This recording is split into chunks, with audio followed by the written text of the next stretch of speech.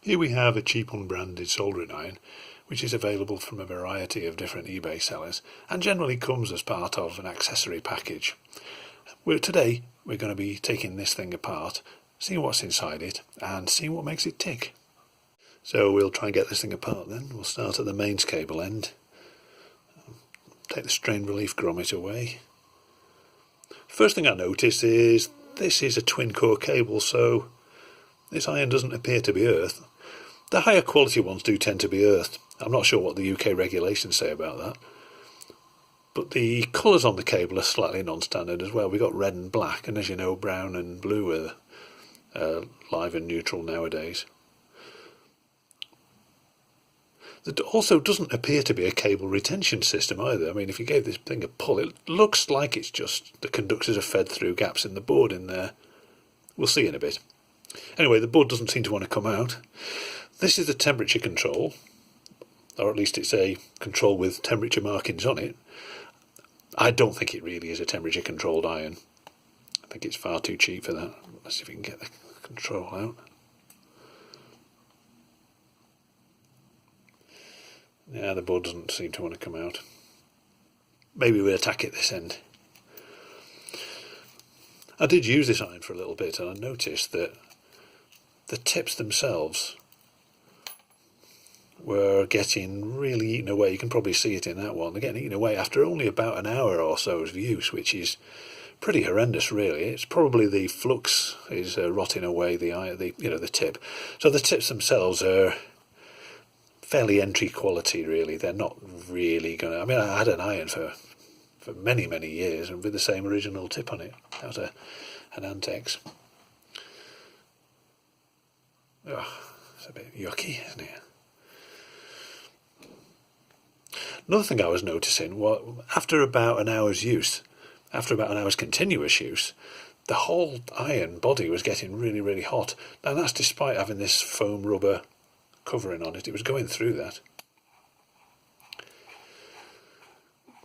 Which, not only is it really uncomfortable to hold, but you also kind of wonder what it's doing to the internals of the iron, especially now I see there's a printed circuit board in there, which has come out really easily now. That's a bit of a surprise. And we've got the element here which looks a bit ceramic-y, so I imagine that's just a resistive heating element. But it does the job. So here's the board. We've got the mains power coming in here, red and black. One would hope that red is live and black is neutral. We'll find out in a while. We've got a variable resistor, which is the temperature control. A couple of resistors. There's the onboard LED there, which seems to get brighter the higher this is turned up and as the element gets hotter. A couple more resistors, capacitor. We've got a couple of semiconductor devices here which are probably to do with switching power to the heating element here. And as I said before, the heating element looks a bit ceramic-y, so we'll have a little scope of that as well. But let's have a look at the mains cable itself and the plug wiring.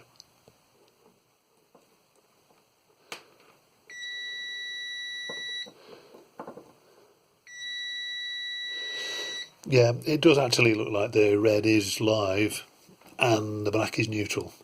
So that's kind of as expected. Something else that'd be interesting to see is the value of the fuse in here. I mean, the iron itself is rated for 60 watts. So that would be a quarter of an amp. So in a mains plug, you'd kind of expect to have the lowest value possible, which is 2 amps or maybe 3 amps. Oh, but that certainly doesn't look like a 2 amp fuse to me.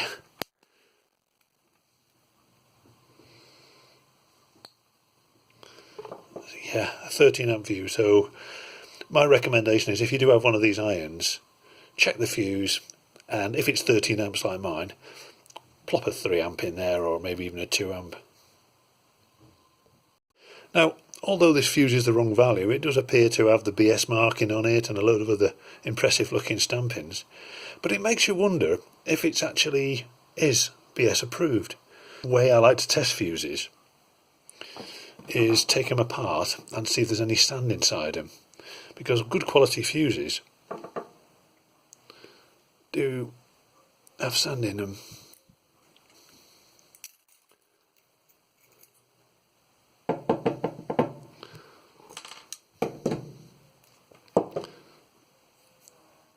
Not even a tiny, tiny, tiny bit of sand. Absolutely nothing. Now we compare that to a regular fuse.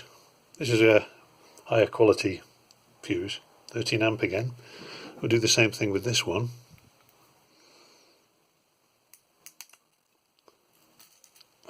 I'm not sure if you saw that, but I'll tell you what I'll do.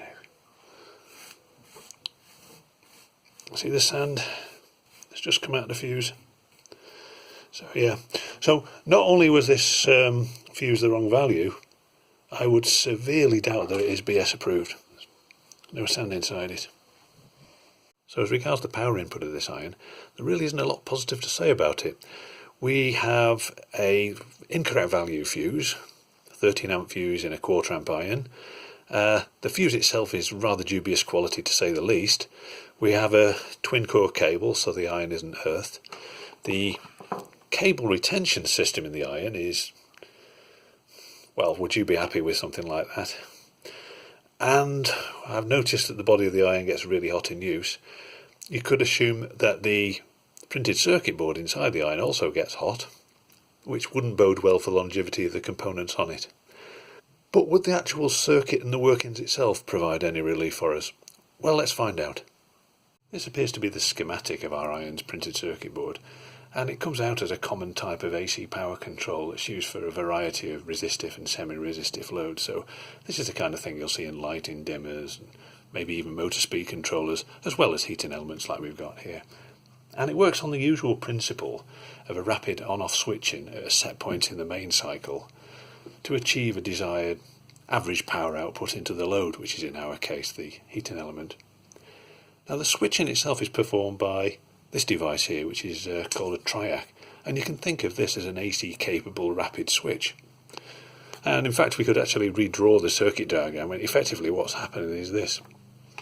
So we have the live coming in, going to one side of the heating element, and the other side reaches its return path to neutral via the triac, or effectively via the switch, and the switch is rapidly turned on and off by its control circuitry to achieve the desired power output. The switching can't be performed randomly. To get a consistent and predictable element power, the control circuitry synchronises to the 50 Hz main cycle so that it effectively chops up each positive and negative going half cycles of the mains into specific on and off periods. And by using 1/2 cycle of the AC mains as an example, we can see how this works. So here's our positive going half cycle of mains, and I've also put in a placeholder for the element current because we'll be looking at that as well. So at the start of the cycle, the triac is off, effectively giving an open circuit, and that results in 0 current flowing through the element. As the voltage begins to rise, a small current starts to flow from live through the element, through this capacitor and the resistor network, and the current effectively starts to charge the capacitor. Now the current to do this is negligible, so the heating element can be regarded as being completely switched off at this point. So the situation is we have the mains voltage rising, the triac is off and no current flowing through the element, still at 0, that'd be 0. And the voltage across the capacitor beginning to charge, so the voltage across it rising. And we'll call this voltage VC, voltage across the capacitor. Now at some point in the cycle, the capacitor voltage reaches about 33 volts, which is the breakover voltage for this device here, which is called a diac. And when this occurs, the diac conducts in a forward direction, supplies current to the gate of the triac, switching it on and allowing current to flow in the heating element. Now let's draw that on the graph, heating element. The capacitor quickly discharges at that point, but the triac remains switched on until the end of the mains half cycle. So if we look at the element current then, what we've got is this kind of thing.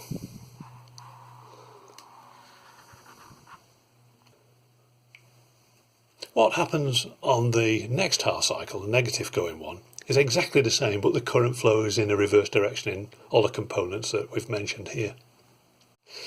If we turn the temperature down on the potentiometer, or effectively increase the value of the variable resistance here, then the capacitor would charge at a slower rate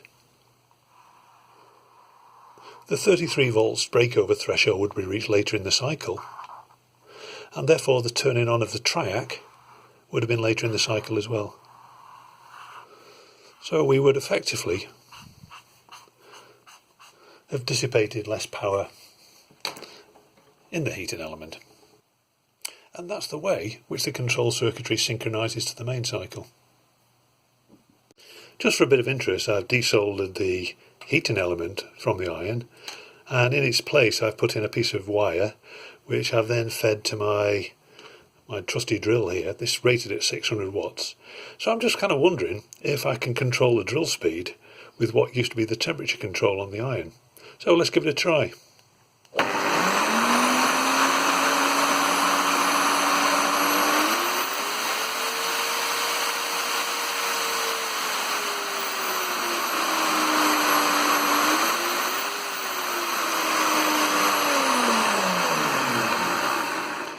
So it does seem to work quite well. I mean, it doesn't give me the range of speeds that I would like, but if we really were serious about it, we could easily change the value of the resistors in that resistance network, and I'm sure come up with something a bit better. But yeah, just for a bit of interest. So would I recommend this iron then? Well, not for a long-term sensible iron. It's got its shortcomings. We've seen them. If you've got one job to do on your car or something like that, and, I mean, why not? And I've had my money's worth out of this. I've taken it apart and had a bit of fun. So, it might have its place.